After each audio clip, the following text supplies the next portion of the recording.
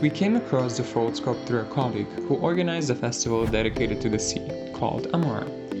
And she recommended it to us as something new, interesting, and accessible to students and a large number of people. Since we can't provide access to microscopes to students, we've decided to cooperate with the Croatian Microscopy Society with the aim to develop microscopy education at the primary level. Foldscopes thus seemed as a great opportunity to test out the concept of student microscopy in the field, or, as it's known in education, a classroom. These microscopes are cheap, costing less than $1, and can be ordered online.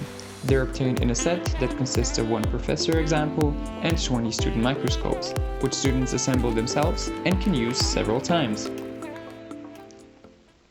So how was the Foldscope created?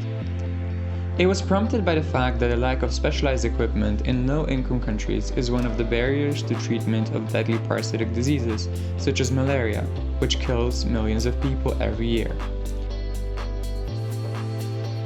The Foldscope was developed as a portable microscope with a resolution of 2 microns and a magnification of 140 times. It can be connected to a cell phone and use its camera. Foldscope can be used to detect infections of the oral and the urinary tract. It is useful as an auxiliary microscope for identification of earth-borne parasitic worms, as well as identifying pathological changes related to cervical cytology. There is an infinite number of possible applications in everyday life, both directly useful and creative ones, which encourage children and adults to explore, discover the unknown and develop new ideas.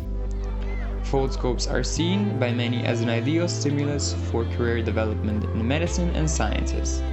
We certainly agree with that, and every time we used it, we had a lot of fun as well.